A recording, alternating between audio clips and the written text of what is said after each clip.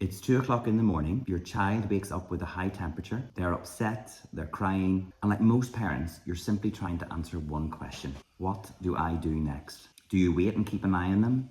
Do you call NHS 111? Do you take them to A&E? Or do you do what millions of people are now doing? You ask AI.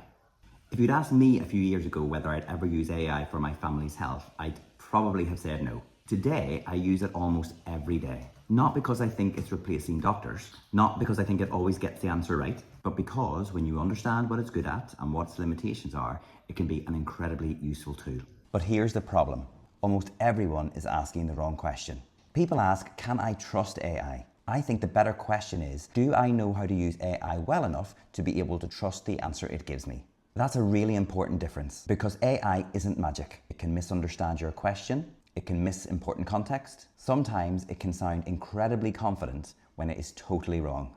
And if you don't know how to spot that, you can be easily misled. The good news though is that the opposite is also true. If you know how to ask better questions, if you know when to challenge the answer, and if you know where AI genuinely adds value, it can help you understand health information, prepare for appointments, make sense of confusing medical terms, and become much more confident when looking after yourself and your family. I'm Philip. I've worked for years in pharmacy as well as AI and health research. But I'm also a dad of 2 young children. So I'm not interested in AI because it's the latest technology. I'm interested in whether it actually helps real families when someone they love is unwell. Over the past few years, I've spent hundreds of hours testing these tools. I've compared different AI models. I've read the research. I've watched them get things brilliantly right and spectacularly wrong. And I've learned something I think every family should know. By the end of this video, you'll have a simple framework that will help you to use AI safely for your family's health. You'll understand where it can genuinely help, where it can mislead you, and how to get far better answers than most people ever will. So let's start with the biggest myth of all. So before we go any further, I want to tackle what I believe to be the biggest myth surrounding AI in healthcare. Most people believe that if they choose the best AI model, they'll automatically get the best answer. But I don't think that's true. In fact, I think something else matters more. The person asking the question. Let me show you what I mean. Imagine I simply type into AI, my child has a fever, what should I do? That sounds like a reasonable question, but it is missing most of the context that AI needs in order to make a safe recommendation. Things that are missing include how old is the child? What temperature do they actually have? How was that temperature measured? How long have they had a temperature? Are they drinking fluids? Are they unusually sleepy? Do they have a rash? Do they have any medical conditions? Are there any symptoms that need urgent assessment? Without that information, the AI model has to make assumptions, and good health decisions are rarely made from assumptions. This is one of the biggest mistakes I see people make. They ask vague questions and then judge the AI by the quality of the answer. But if I asked my GP or my pharmacist the same question, my child has a fever, what should I do? The very first thing they would do is start asking me more questions. They wouldn't jump in and give me an answer immediately. They'd gather context first, and that is exactly what AI needs. Now, let's ask that question in a much better way. My 4-year-old child has had a temperature of 38.5 degrees Celsius for 4 hours. They're drinking normally, they're alert between naps, they don't have a rash, they're breathing comfortably, and they've had paracetamol. Based on current UK guidance, what are the most important things I should monitor over the next 24 hours? And what symptoms would mean I need to seek urgent medical care? Is the answer it generates now perfect? No. Should you follow it blindly? Definitely not. But notice how much more useful it becomes when you give AI as much of the information it needs as possible. This is the first lesson I'd like you to learn.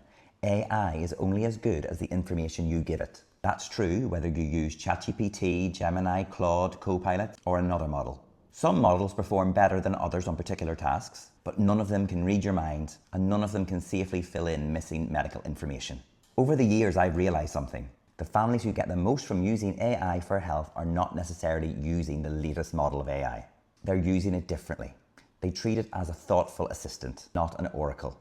They provide context, they challenge its answers, they ask follow-up questions, and they understand that AI is there to help them think more clearly, not to think for them. That single change transferred the way I use AI for the health of my family. And it's only the beginning. Because once you know how to ask better questions, the next challenge is knowing when AI is actually the right tool and when it isn't. That's what we're going to look at next. So before I show you the framework I use, there's one more question we need to answer. And that is, depending on the situation, should you even use AI to help?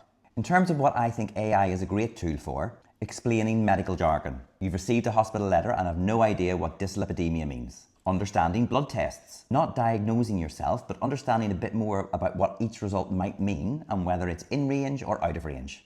Preparing for appointments. Helping you to organise your symptoms and think about questions you can ask. Comparing treatment options. Helping you to understand the pros and cons of treatment options that your clinician has discussed with you. Healthy lifestyle support. Meal ideas, exercise plans, healthier swaps, sleep routines, and ideas for keeping children active. But I think AI is not the right tool to replace emergency medical care. If someone has severe chest pain, breathing difficulties, signs of a stroke or another medical emergency, it's not the time to start asking ChatGPT. You shouldn't ask it whether you should ignore red flag symptoms. You shouldn't ask AI whether you should start or stop a medication that has been prescribed for you. You shouldn't take a single AI answer as a fact without following it up. And AI should never replace a healthcare professional. So we've talked about when AI can genuinely help and when it absolutely shouldn't be your first choice. But even when AI is the right tool, there's still one really important question to ask. How do you know whether the answer AI gives you deserves your trust?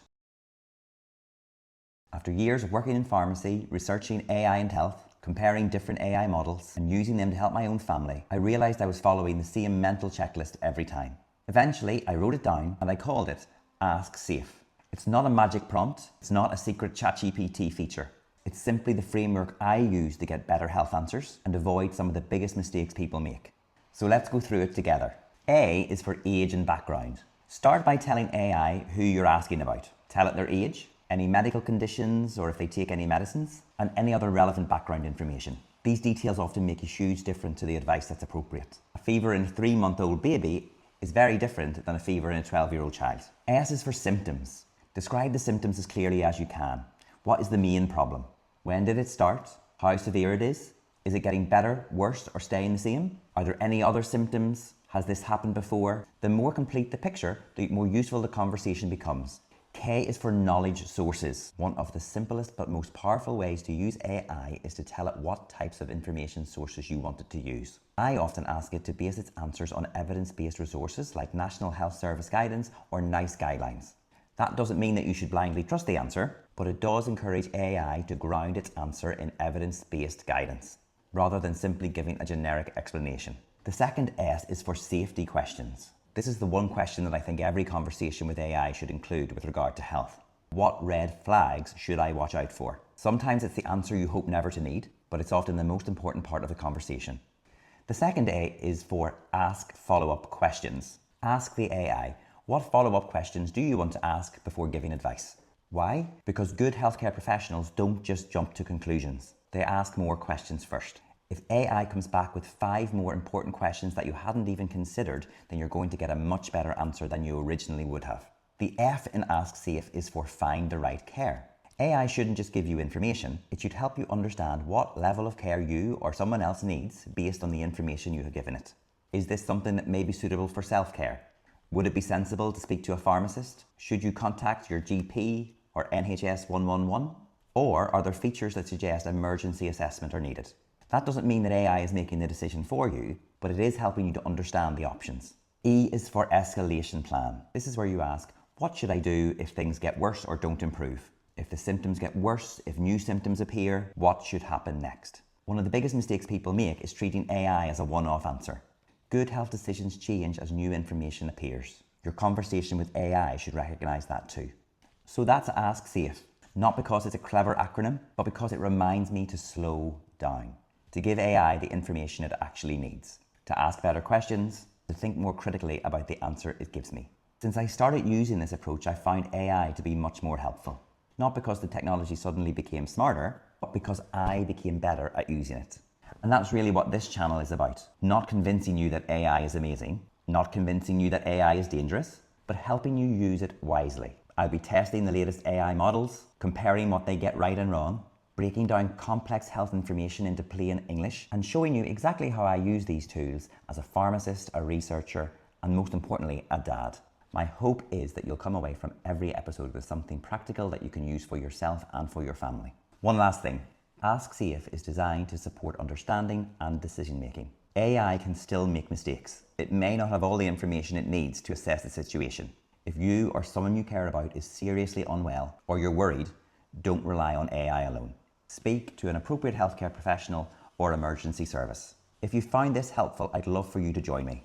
Every week I'll be sharing practical ways to help you use AI more safely and more confidently for your family's health. Thanks for watching, and I'll see you in the next video.